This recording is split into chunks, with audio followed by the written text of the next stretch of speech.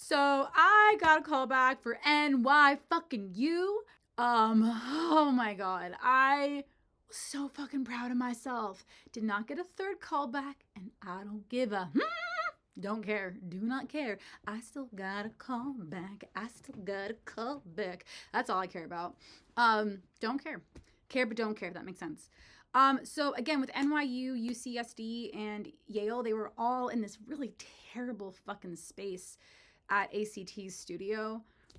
Again, narrow hallways, no warm up room, very anxiety producing. The NYU first round audition in general, the tension was palpable.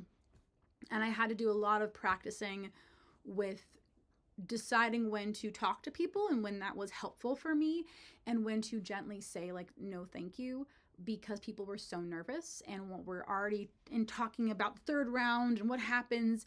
And for me, I was like, I'm going to focus on this audition. And then if I am invited to the second, we shall figure it out then. But yeah, I had somebody in the room with me. The NYU audition helpers were okay. Like, not bad vibes. Maybe they were just overwhelmed. But the person who auditioned me, was just one person, was fantastic. We didn't do, again, didn't have a talk like some of them do. And her energy was just so awesome. She was like genuinely excited to see me, as I think she would have been with anybody, and was very welcoming, very warm, and was just excited to see what I could bring today. And I did my 2 monologues, and there has definitely been a theme for my audition experiences of folks wanting to work on my Helena monologue from Midsummer. And it is not a monologue. It's a monologue. I don't know what you call this with the shorthand. It's a monologue that I didn't make it, but a monologue where I took out, it's an edited together monologue. There you go. It's an edited together Helena monologue from A Midsummer Night's Dream. And folks seem to want to work on that one with me. So she gave me some great direction. She said, your connection to your internal world is strong, and I want you to try to make him, which is Demetrius, feel how much you love him. I know you love him, but how can you get across to him that you do? And so she was saying more things, and then I said to her, kind of like a dog, like when a dog is like really happy to see you and you feel it from the dog that they care about you. And she was like, yeah, kind of like that. And there's a line usually on the floor of like, don't cross.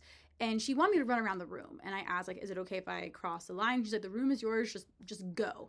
And so I'm taking up more space. And as I'm doing it, she's like yelling kindly from the sidelines, bigger, like something, like blah, blah, blah, just like kind of like yelling stuff. And I'm thinking, okay, let's go, Janet, let's freaking go.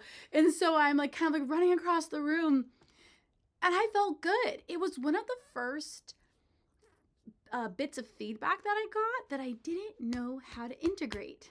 And I still consider myself a new actor, like comparatively to folks who've been doing this for like years and years and years. And it was just, it was the first time where I was like, I understand what you're saying.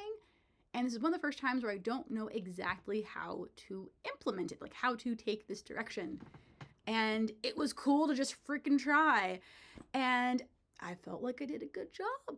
So then when I found out that I got a callback, I was like, yes, I did. What was not fun, which I would totally have people avoid if they can, if you know when the second round auditions will be, which usually you will, try to schedule, I think this is probably the best, your first audition closer to the second, because I had like a 3-hour gap and it was raining in San Francisco, and I went to go get food and I had to walk, and there was wind and it was rain and my umbrella got whatever. And it took a lot for me to remain calm. But it did, what I will say though about having that space is I did have time to eat, and I did have time to relax, and I did have time to go over my monologues again and to look at my other ones in case they wanted a third. When I went back for the callback, there were then two people in the room, the person who saw me and the second person.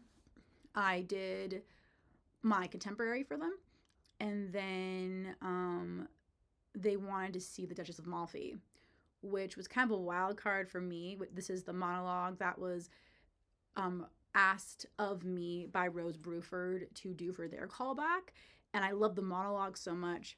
I incorporated it about 4 days after memorizing it into my MFA auditions, because I was like, I'm gonna take a risk. I don't care, but like, what's a better phrase? Just, I don't know. Try something out. Why not? Because I liked it that much. So I was like, ooh, the Duchess. And, I kind of like, I put my hair up in a low bun, and I just kind of adjusted myself. And then they gave me some feedback about the class difference and the power dynamics and the structure, and wanted me to be a little more haughty, essentially. They didn't use that word, but that was what I got. So then I was more haughty. And in that second callback, I think it would have helped me to have breathed more and to have been talked a little less quickly, to not come across as anxious.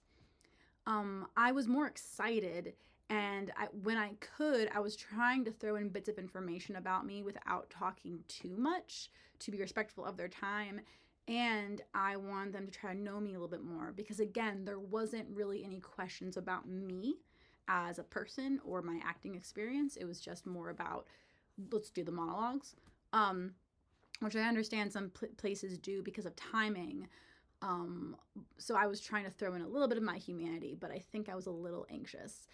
And it could have also been the way I did it, blah, blah, blah. There's so many factors, you just don't know. But yeah, I did not get invited for the callback to go to New York. But that's okay, because I'm going to be in Peru during those callbacks, and I already got into the school that I wanted. So I win.